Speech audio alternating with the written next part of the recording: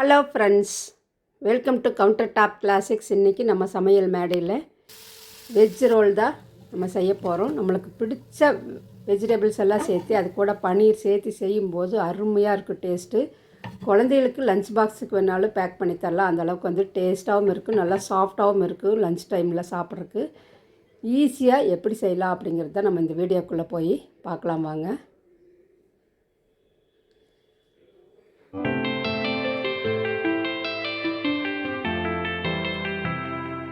இந்த veg role செய்கிறதுக்கு வந்து நான் பாதி ரெட்டு பாதி க்ரீன் வந்து கேப்சிகம் எடுத்துக்கிறேன். ஒரு கேரட்டு எல்லாமே ஒரே சைஸில் இந்த மாதிரி கட் பண்ணி எடுத்து வச்சுக்கலாம். கேப்சிகமும் கேரட்டு எல்லாமே ஒரே மாதிரி சைஸாக இருக்கும்போது அது நல்லா சாஃப்டாக குக் ஆகி வரும். பாருங்கள், இந்த மாதிரி கட் பண்ணி வச்சுட்டு ஒரு 100 கிராம்ஸ் பன்னீர் வந்து குட்டி குட்டியாக கட் பண்ணி தண்ணியில் போட்டு வச்சுக்கிறேன். அப்போ தான் வந்து நல்லா சாஃப்டாகும். இப்போது ஒரு அடிகனமான கடாய் வச்சுட்டு அதில் ஒரு 2 ஸ்பூன் அளவுக்கு வந்து எண்ணெய் ஊற்றிக்கலாம். எண்ணெய் வந்து நல்லா சூடான பிறகு நம்ம கட் பண்ணி வச்சுருக்கக்கூடிய அந்த பன்னீர் துண்டுகள் வந்து இதில் சேர்த்துக்கலாம். இதில் சேர்த்துட்டு நல்லா கோல்டன் கலருக்கு வர அளவுக்கு ஃப்ரை பண்ணிக்கலாம். லைட்டாக உப்பு மட்டும் போட்டு நல்லா கோல்டன் கலருக்கு வர அளவுக்கு ஃப்ரை பண்ணி ஒரு பிளேட்டில் எடுத்து வச்சுக்கலாம். ஃபஸ்ட்டு ரொம்ப கருகக்கூடாது பன்னீர். நல்லா கோல்டன் கலருக்கு வந்து வருது. ஒரு பிளேட்டுக்கு ட்ரான்ஸ்ஃபர் பண்ணி வச்சாச்சு.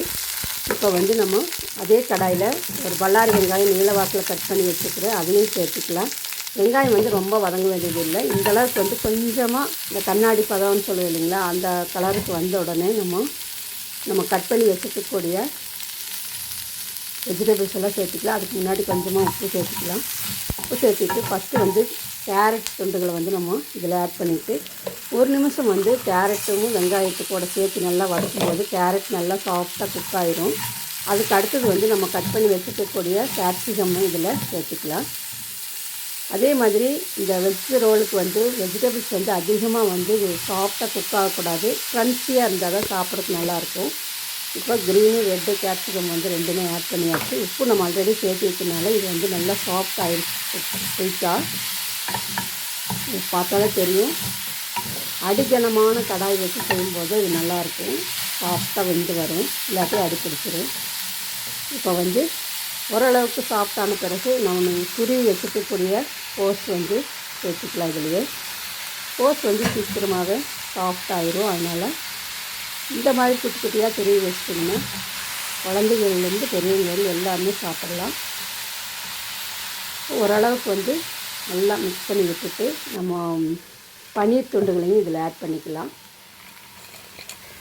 பன்னீர் சேர்த்தும் போது அதனுடைய டேஸ்ட் வந்து சூப்பராக இருக்கும்.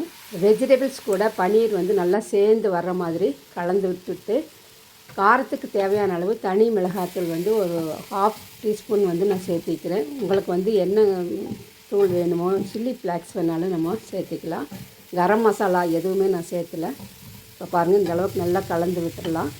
கலந்து விட்டுட்டு ஒரு நிமிஷம் வந்து லிட்டு போட்டு மூடி வச்சிட்டோம்னா நல்லா சாஃப்டாக எல்லா பக்கம் உப்பு காரம் எல்லாம் பிடிச்சிரும். ஃபைனலாக வந்து ஒரு ஸ்பூன் அளவுக்கு மிளகு பெப்பர் வந்து நம்ம சேர்த்துட்டு நல்லா கலந்து விட்டுட்டு சாஃப்டான சப்பாத்தியில் எடுத்து வச்சு ரோல் பண்ணி கொடுத்தா குழந்தைங்க, சாப்பிடாத குழந்தைங்க கூட இன்ட்ரெஸ்ட்டாக சாப்பிட்டுட்டு போவாங்க. லஞ்ச் பாக்ஸுக்கு வேணாலும் கொடுத்து அனுப்பலாம். இந்த பன்னீர் வந்து நல்லா சாஃப்டாக இருக்கும். சாப்பிடும்போது அந்த கேப்சிகம் வந்து சாப்பிட்றதுக்கு நல்லா க்ரன்ச்சியாகவும் இருக்கும். இதே மாதிரி ரோல் பண்ணி உங்கள் குழந்தைகளுக்கு கொடுத்து பாருங்கள். லஞ்ச் பாக்ஸ் வந்து காலியாக தான் வரும். அந்தளவுக்கு வந்து டேஸ்ட்டாக இருக்கும். சின்னவங்கலேருந்து பெரியவங்க எல்லாருமே வந்து நம்ம லஞ்ச் பாக்ஸுக்கு எடுத்துகிட்டு போகலாம். அந்தளவுக்கு வந்து டேஸ்ட் நல்லாயிருக்கும். உங்கள்கிட்ட கிராம்பு இருந்துச்சுன்னா கிராம்பை குத்தி வச்சுக்கலாம், அல்லது வந்து டூத் பிக் இருந்துச்சுனாலும் குத்திக்கலாம். மீதி இருக்கக்கூடிய அந்த வெஜ்ஜு வந்து நம்ம வெறுமனே வேணாலும் அப்படியே சாப்பிடலாம். அந்தளவுக்கு டேஸ்ட் நல்லாயிருக்கும். இதே அளவுகளோடு நீங்களும் செஞ்சு பார்த்துட்டு உங்களுடைய கமெண்ட்ஸை கமெண்ட் பாக்ஸில் சென்ட் பண்ணுங்கள். பிடிச்சிருந்துச்சுன்னா லைக் பண்ணி கமெண்ட் பண்ணி சப்ஸ்கிரைப் பண்ணுங்கள். தேங்க்ஸ் ஃபார் வாட்சிங்.